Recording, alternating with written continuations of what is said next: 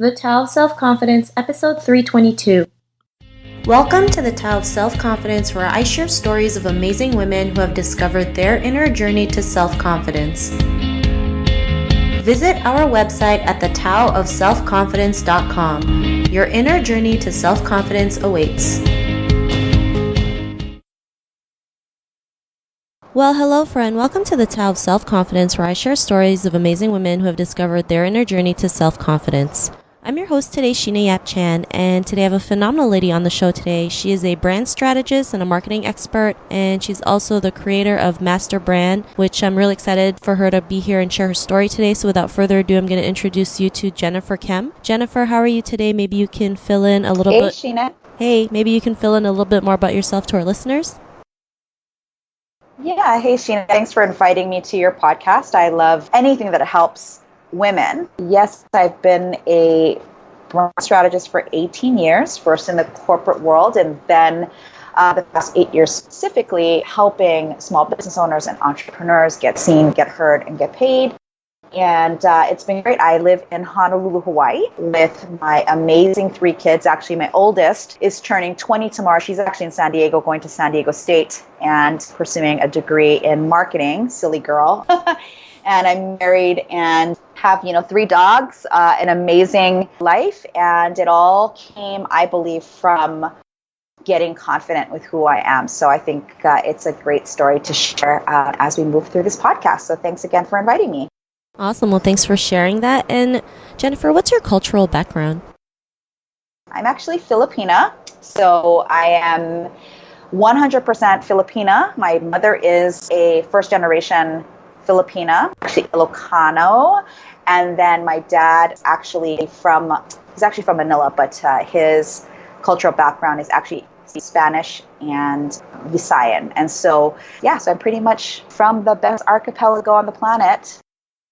Awesome. Well, thanks for sharing that. And, what would be your favorite self-confidence quote? Well, I would say, and I don't know who said this, but I would say that there's a quote, and I like to say it a lot myself, and so I know I'm probably biting off someone else. I just don't know who said the original quote, and I even have searched for it. But my favorite quote is, the most important thing you can do in anything you do is protect your confidence, but especially if you're an entrepreneur. So protecting your confidence needs to be one of your top things, and so I say that a lot. Thanks for sharing that quote. And I think it's so true, right? We have to protect our confidence, especially being women, especially women who are Asian. We've been so programmed to do certain things that we're not, we've been taught to just, serve others and not think for ourselves and not realize what our worth is. So it's really important that we have to protect our own confidence from people who tell us that, you can't do this, you're supposed to do that. And, not really realizing we can go out there and do our own thing. So, that's a great quote that you mentioned. And in your own words, how would you define self-confidence? Well, it's easier to say and do, but it's true that how I define self-confidence is really aligning your values with what you want. Because a lot of people talk the talk, a lot of people dream the dream, a lot of people want the want, but they don't live every day with with intention.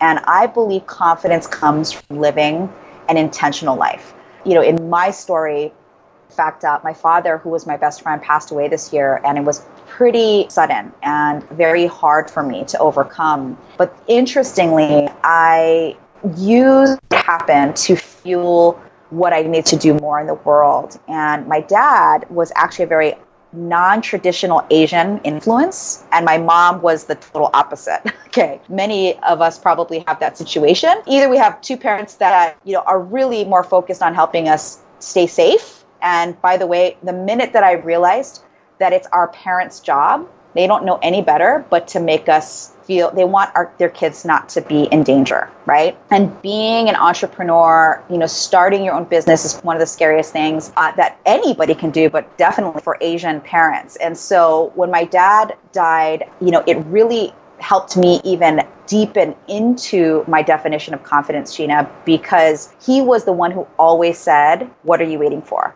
That was his quote all the time. Since I was a kid, all the way up to, me being now 42 years old, he would tell me all the time, if I would talk about my dreams, he would say, "Great, so what are you waiting for?" But I always had this other side of me because my mother would say, "Go work for the government. It's a safe job," So for me, defining confidence is having the courage to live an intentional life. Thanks for sharing that definition. I, totally agree with you with, living life with intention. I mean, there's so many people out there who do things without intention and it shows, right? I mean, people can see through that. So when you're there, out there living your life with the intention of whether it's to inspire someone and whether it's to just live life on your own, it just makes a huge difference. So I really like that definition that you mentioned. And what was your life like before your discovery of self-confidence? Well, interestingly, Sheena, I have a different story, and the story looks like this. I think I came out of the womb confident, and where my break in confidence happened was in my midlife. So it wasn't that I came out ashamed, which I think that, you learn shame, right? And I'm not just talking about kids learning, how not to, to be more safe or whatever. Literally, I used to push the envelope all the time in my household. I was a little rebel. And my mother, who loved dearly, I know that for a fact, but we would butt heads a lot because, she just wanted me to be a good Asian girl that became either a lawyer, a doctor, or married a CEO, or especially work for the government. Like that was my mom's biggest dream for me. And I rebelled against her for many years. I was definitely not the obedient Asian daughter, is how I would describe it.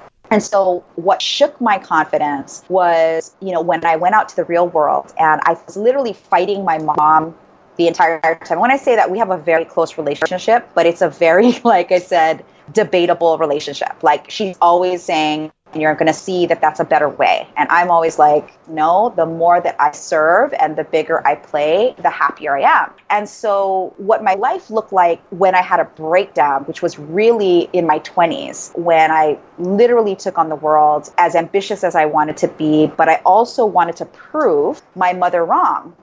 So I got married out of college, had my first child at age 23, right out of college. And a lot of people go, "I can't believe you're 20 or killed." I'm like, yeah, well, I was right out of college. I had this plan. I'm going to get married. I'm going to have kids, and I'm going to have a very successful career. And because I was more into proving my mom wrong, instead of doing what I really wanted, because none of the things that I said I wanted, I really wanted. I just wanted to prove to her that I could be more. And what shook my confidence, things started unraveling for me.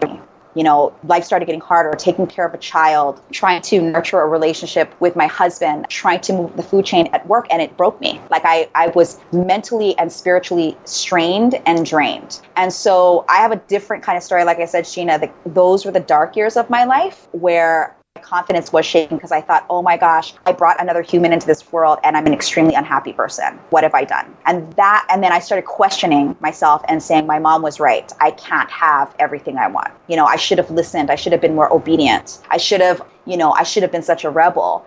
And the truth is I still, to this day, Sheena, I have a very interesting story. I have a 20-year-old and I also have a 2-year-old. And so I am proof that really what was wrong was I was out of alignment and I wasn't living with intentionality. I was living from a place of proving. And that is what shook my confidence. And I think the reason people don't or lose their confidence or can't get their confidence back is because they come from a place of hiding, defending, proving. And if you start to look at the reasons you aren't putting yourself out there, a lot of it has to do with hiding, defending, and proving. And if you know that, you can start to work with the knowledge and the awareness of that. Thanks for sharing that, Jennifer. I think a lot of people do that. They try to prove to others that they are worthy of doing whatever it is that they want to do, not realizing like you don't have to prove to anybody. You can just do what you want and, the right things will come to your life. And what was that aha moment when you just realized, you were just the person, you can go out there and do things without having to prove to people? What was that aha moment where it just gave you that confidence boost? It was really, I got the right mentor in my life, and it was a woman, and she was an amazing executive. She had a great life, beautiful house, 2 kids, and was very successful. And I attribute the things that people say about me that, how have you been able to build such an empire in your business? It's really about leadership. And she taught me how to build teams and do the vision that I have. She was the big aha moment for me that I could have anything I wanted, not everything I wanted. And that changed the game for me. And I want to make a point here when I say anything. The thing is that you choose the things with intentionality that you really want, whether it's a deeper relationship with your children or building a business. If you keep that in mind, that she was the one that taught me that, it's don't have a pursuit of everything, have a pursuit of anything. And that was my big aha moment. And from that moment on, I really focused on my leadership. And as a result of that, I was able to build what I wanted. Thanks for sharing that. And I like how you mentioned the difference between the pursuit of everything and the pursuit of anything, because there's a lot of people out there who try to dabble into every single thing and it wears them out, not realizing if you just focus on the things that you want and live with intention and have that mission, then you can have, the things that you want and you truly want in life. So thanks for sharing that. And because of that, what's your life been like now? Well, I get to live in paradise. I live in Hawaii. I live in exactly the home that I want. A perfect home in a perfect place. And when I say perfect, I mean that. Like really not perfect by other people's standards, but by my standards, what I wanted. And I get to travel the world, helping tons of people, incredible tribe and community that are ride and die. And I feel like I created that with intention because I needed that. And so I would not be able to have that without, again, that shift. Thanks for sharing that. And, Jennifer, to the woman who's listening to your episode, she may be in her own journey of self-confidence. What would be that one tip you would give to her? Surround yourself with like-minded people around you who will help pour into you and celebrate what you want. Thanks for sharing that tip. And, I always believe surrounding yourself with like-minded people or people who can lift you up can truly make a difference in your life. So thanks for sharing that again. And if our listeners wanted to get to know a little bit more about you and what you do, is there any links or social media profiles we can connect with? Yeah, come over to jenniferkem.com. If you are interested in building a business, I would love to support you with that. I have a guide to building a brand that gets seen, gets heard, and gets paid. And then we also have a very high engaged group of people who will celebrate who you are, especially if you're on the entrepreneurial path on Facebook, called the Paid to Be You Posse. And you can go there straight to this link, paidtobeYouPosse.com. So thank you so much for sharing that. Not a problem. Thanks again for sharing that. And to our listeners, if you want to connect with Jennifer, you can also head on over to the taoofselfconfidence.com and search for Jennifer's name. Her show notes will pop up along with everything else we talked about. And I just want to thank Jennifer for taking the time to share her story with us. So thank you so much. Thank you, Sheena. Loved being here. Not a problem. It was an honor having you on the show. And to our listeners, be on the lookout for another new episode of another amazing woman's journey to self-confidence. And we'll talk to you soon. Bye for now. Thank you for tuning in to another amazing episode of The Tao of Self-Confidence. Visit our website at thetaoofselfconfidence.com to check out cool resources, blog articles, show recaps, and so much more. Your inner journey to self-confidence awaits.